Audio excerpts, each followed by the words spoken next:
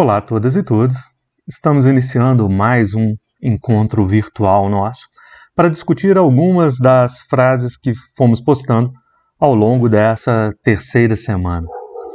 E a cada vez nós trazemos tradições diferentes, pensamentos de origens diferentes, sempre procurando atender a uma sequência de organização em que na segunda-feira apresentamos uma estrutura do monoteísmo abraâmico, as três religiões que se desenvolvem a partir do patriarca Abraão, tanto o judaísmo quanto o cristianismo e o islamismo.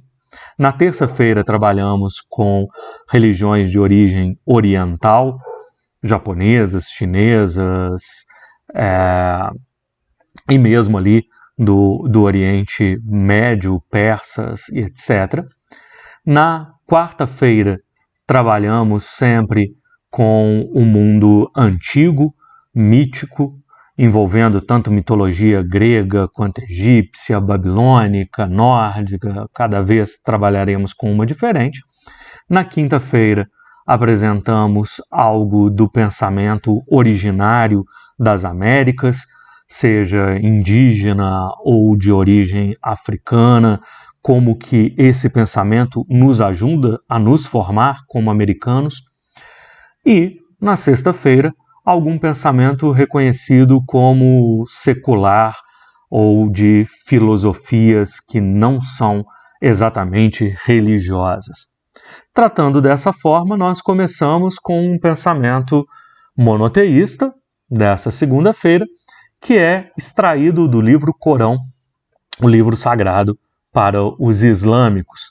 Segundo esse, que é a segunda surata do Corão, aqueles que distribuem suas riquezas pelo caminho do Senhor e depois evitam que a quantia gasta por eles seja acompanhada por reprovação ou prejuízo, terão recompensa junto a seu Senhor. Aqueles que não se preocupam apenas consigo mesmo, mas que estão dispostos a dividir aquilo que possuem, isto é, um dos fundamentos centrais do islamismo, que é a caridade, a distribuição dos próprios bens, a divisão daquilo que você possui para não ficar apenas em um egoísmo que acumula para si mesmo. Mas saber dividir não é a única coisa importante. Não só aquilo que eu distribuo, mas inclusive a forma como eu gasto aquilo com que eu fico. Se eu distribuo parte das minhas coisas e depois eu penso, agora eu posso fazer o que eu quiser porque Deus já está satisfeito comigo, eu já fiz a minha parte para com Deus, eu já dei uma ajuda a um pobre, isso não resolve. O que resolve é eu saber gastar o tempo inteiro. Tanto aquilo que eu dou, e a doação é importante, mas aquilo também que fica comigo, para que aquilo que eu mantenha comigo não gere prejuízo para ninguém, não cause reprovação. Não me adianta gastar mal o dinheiro que me sobra e dar para fingir para Deus que eu sou uma pessoa boa. Eu preciso saber utilizar todos os recursos sempre. E isso é uma lição extremamente importante que o islamismo nos traz.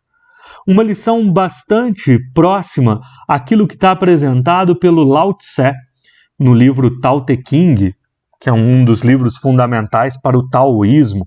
Taoísmo é esse pensamento chinês que se utiliza do símbolo do yin e yang, nessa ideia de que sempre há uma pontinha de bondade em tudo que é mal e sempre há uma pontinha de bondade em tudo, uma pontinha de maldade em tudo que é bom e uma pontinha de bondade em tudo que é mal. E aí, nesse livro, um dos pensamentos será esse. O bom soldado não tem raiva. Por mais que ele tenha que lutar, ele não luta com raiva. O bom combatente não se irrita. Por mais que ele tenha que combater, ele não combate com irritação. eu vou combater, mas eu não quero destruir o meu adversário. Eu não preciso sentir que aquele que é meu adversário é algo demoníaco, porque sempre há um pouquinho de bondade em tudo aquilo que é mal também. Os que são hábeis a vencer o inimigo triunfam sem combater. Não é necessário triunfar destruindo o outro.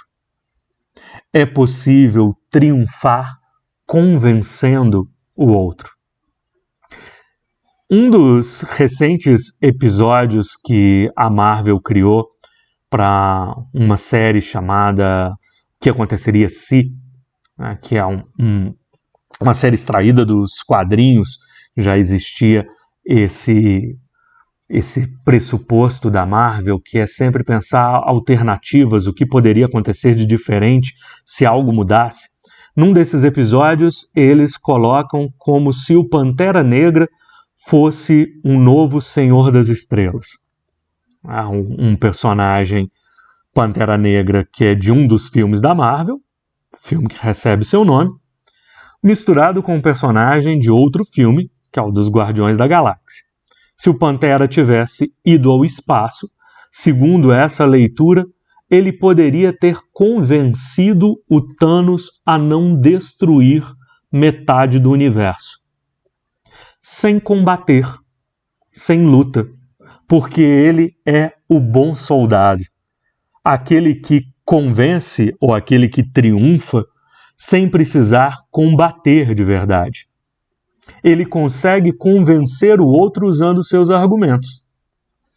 E esse é o jogo daquele que não está preocupado apenas em dar parte da sua riqueza para conseguir a bondade de Deus, mas aquele que sabe gastar o tempo inteiro, inclusive aquilo com que fica. Esse é o verdadeiro bom combatente. Aquele que não quer destruir o outro e não quer apenas fazer as coisas para aparecer para quem quer que seja. O terceiro pensamento que nós utilizamos é retirado da epopeia de Gilgamesh, um dos textos mais antigos a que nós temos contato, e é um ensinamento que o Utapapishit, que é um personagem da epopeia, dá ao Gilgamesh.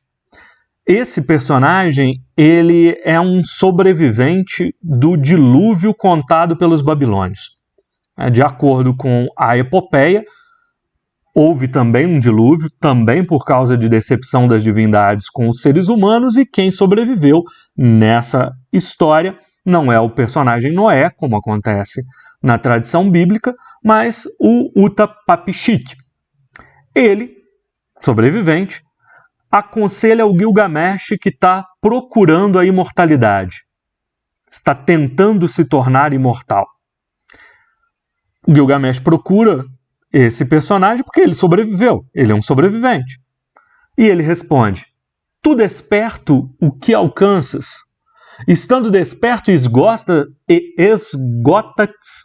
a ti mesmo. Teus nervos, os lamentos, os consomem. Distante, abrevias teus dias.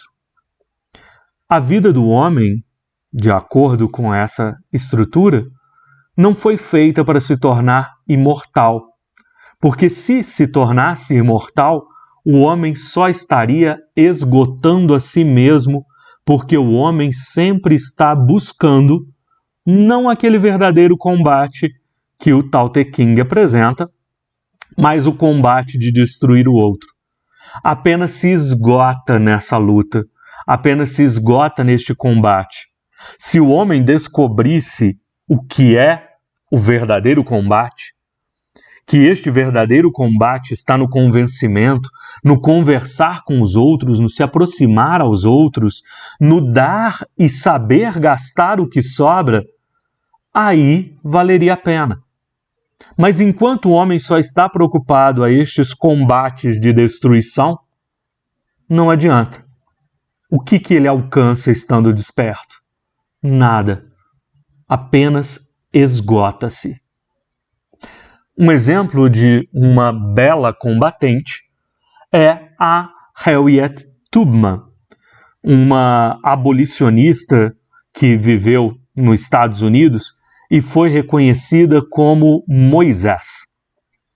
Moisés porque o líder Moisés dos judeus foi aquele que libertou os judeus da escravidão no Egito. E a Harriet, ela libertou cerca de 300 escravos.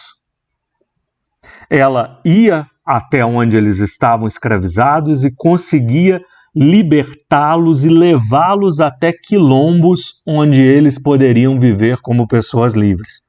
E segundo se diz, ela nunca perdeu ninguém que ela foi tentar libertar.